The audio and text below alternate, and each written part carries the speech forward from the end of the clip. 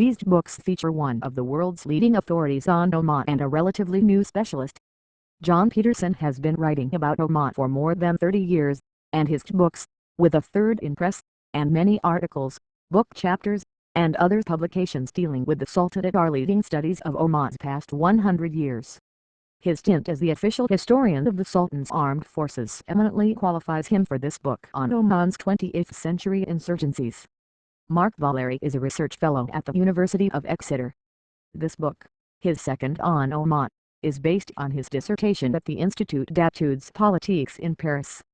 In examining the 2 decades 1957 to 76 of conflict in Oman, Peterson argues that the Sultanate's wars against the Ibadiyya Magnate 1957-9 in northern Oman and the Marxist opposition in Darfur 1965-76 were insurgencies, i.e., conflicts led by a minority against a sitting government.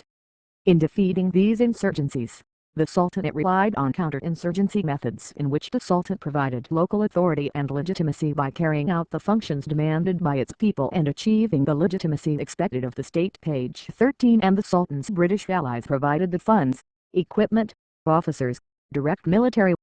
support on occasion, and Oman's interface with the outside world. Page 23.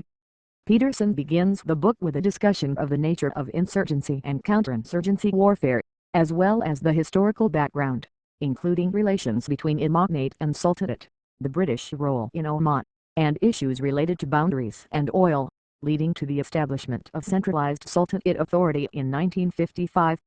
In Chapter 2, Peterson examines the first insurgency beginning with the unification of Oman under Sultan Said bin Tamer in December 1955 through the insurgency of 1957 led by the Imam Khalid bin Ali al-Hayai, the counterinsurgency of 1957-8, the final defeat of the insurgents with the capture of Al-Jabal al-Akhdar in 1959, and the integration of northern Oman into the Sultanate in 1971. Peterson then turns his attention to the Darfur insurgency, with Chapter 3 providing historical and cultural background to Darfuri dissidents, including a description of the evolution of the conflict from a nationalist orientation under the Darfur Liberation Front 1965-7 to a Marxist ideology under the Popular Front for the Liberation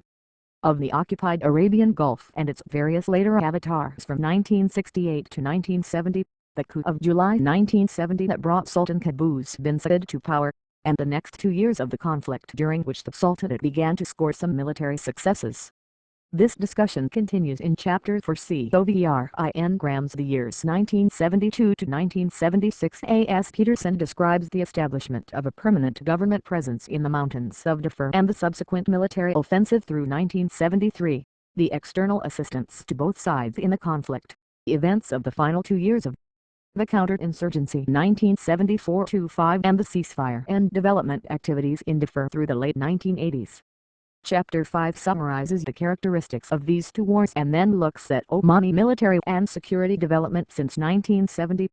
Much has been written about the Darfur War mostly memoirs of British Army officers involved in the war or discussion embedded in studies of modern Oman. Valery covers this same period in pages 51 to 69 of the book reviewed below, and Peterson provides an excellent review of this literature in a bibliographic essay pages 498-501. But this is the first major scholarly study of these 2 insurgencies. It is solid military history, and Peterson, while emphasizing the military operations, does an excellent job of developing the thesis that victory in these counterinsurgencies resulted from the 2 factors of establishing political legitimacy by meeting the local demands of the population and military efforts, which succeeded largely through British support. For example, although well known and widely criticized for his aversion to a government role in economic development, Peterson shows how Sultan Said bin